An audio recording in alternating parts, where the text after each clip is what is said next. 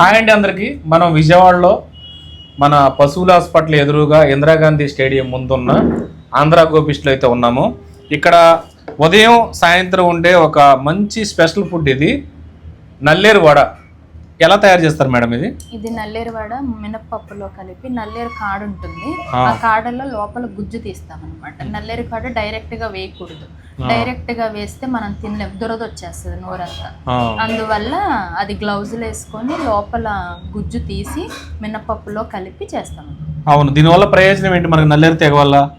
ఇది ఎలా యూజ్ ఏంటంటే ఎముకలు, విరిగిన ఎముకలు ఉంటాయి కదా, అది జాయింట్ అవ్వటానికి, మోకాళ్ళ నొప్పులకి, సి విటమిన్, జింక్, ఫైబర్ ఎక్కువ ఉంటుంది.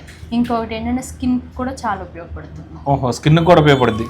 అయితే దీనిలోకి చట్నీ, రోటి చట్నీ ఇది? అది మనం పల్లి చట్నీ ఇవ్వమండి, మనకి రోటి పచ్చడే కస్టమర్స్ చాలా ఇష్టపడతారు. ఓకే, టేస్ట్ కూడా రోటి పచ్చడే బాగుంటుంది. అవును, కారపొడి మనం ఇంట్లో ఎలా చేసుకుంటాం అలాగే. అవిసి గింజల కారం అండి. అవిసి గింజల కారపొడి అంటే కారపొడిలో కూడా రకాలు ఉంటాయి. అంటే మనం నల్ల కారం, అవిసి గింజలు, నువ్వులు, కాకరకాయ అలాగా డిఫరెంట్ గా వేస్తాం అనమాట. నేనైతే ఒకటే చెప్తున్నాను, మీరు మాత్రం కంపల్సరీగా మిస్ అవ్వని ఐటమ్, ఆర్గానిక్ ఆరోగ్యకరమైన ఫుడ్ ఏదన్నా ఉందంటే ఈ నల్లేరు వడ. ఉదయం టిఫిన్స్ లో ఉంటది, సాయంత్రం టిఫిన్స్ లో ఉంటది.